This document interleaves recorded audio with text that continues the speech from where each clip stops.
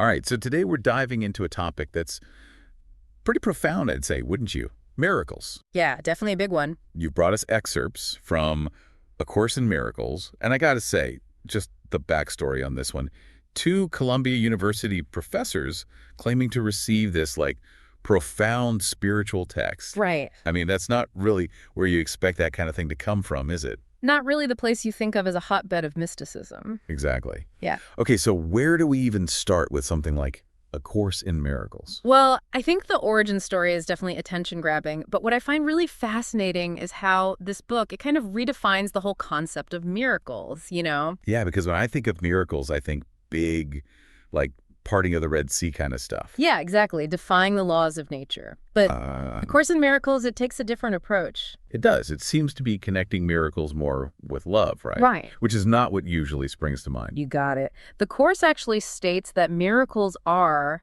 get this, natural expressions of love. Okay. And here's where it gets really interesting. It argues that every expression of love is a miracle. Every single one. Yeah. Regardless of scale. No matter how big or small. Like, it doesn't even matter how it looks on the outside. So even something like, I don't know, helping someone with groceries or just like truly listening when a friend's going through something. Those are miracles. Precisely. The Course emphasizes that with miracles, there's no difficulty level. Right. It's all about the source, the intention. Okay. If it's coming from genuine love, then boom, it's a miracle. Simple as that. Okay. I'm starting to see how this challenges the way we usually think about miracles. But, in the excerpts, there's also a lot about forgiveness. How does that fit in? Yeah, forgiveness is huge in A Course's whole philosophy.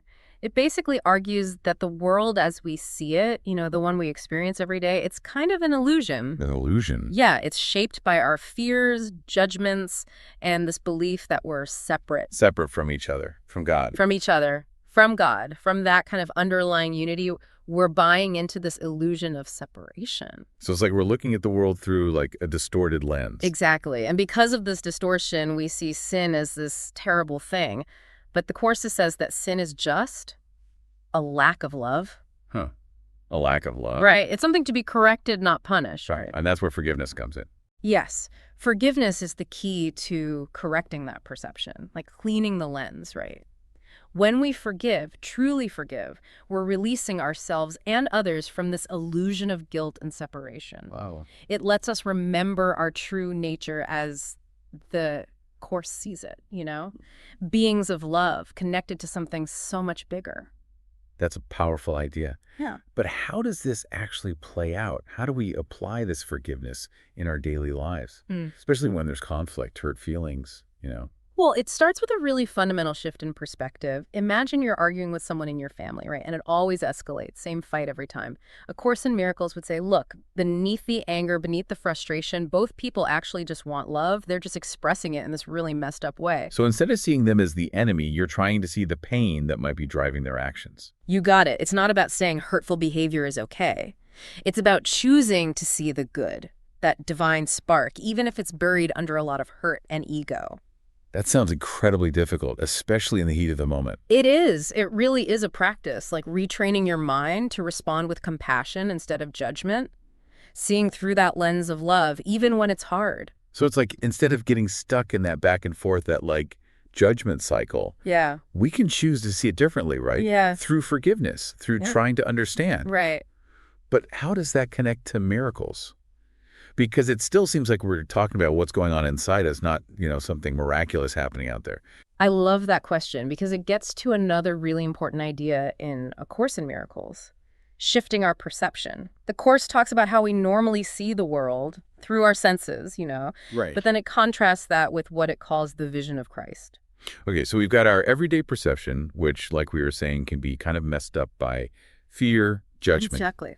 And then there's this other level, the vision of Christ. What's that actually mean in this context? Good question.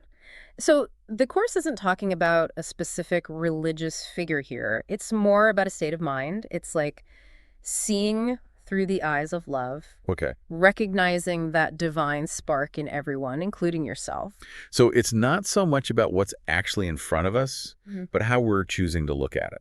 Exactly. And that's where the miracles come in. They act as this bridge almost between that ordinary perception and this higher vision. Okay. They help us shift from fear to love, from judgment to acceptance. Huh? It's about recognizing the deeper reality beyond just appearances.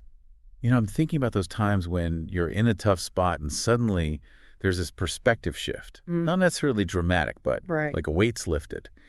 And you just see things more clearly with more compassion. Perfect example. The Course actually says that these shifts, these miracles, can have ripple effects way beyond what we even see. There's a quote in there, you shared it, about this. Miracles are a kind of exchange. Like all expressions of love, giving and receiving are the same. Oh yeah, that one really stuck with me. It's saying miracles aren't this supernatural thing. It's more about like tapping into that flow of love between us. Exactly. And when we act from that place, when we choose forgiveness, even when it's tough, we're affecting so much more than just ourselves. We are. It's like we contribute to this shift in consciousness, and that ripples out. Who knows how far it goes? That's amazing, but also kind of a lot of pressure. Like even small acts of kindness have that much power. They do. And the Course emphasizes you don't control these miracles. You can't calculate them. So it's not about I'll do something nice, then I get a miracle. No. It's more about cultivating a miracle-ready state of mind. Which means, The Course describes it as aligning yourself with the love and guidance of the Holy Spirit. okay, and for our listeners, because that can sound a little vague, how does the Course define the Holy Spirit? Right. It's not a religious figure here. It's that inner voice, the voice of love and wisdom.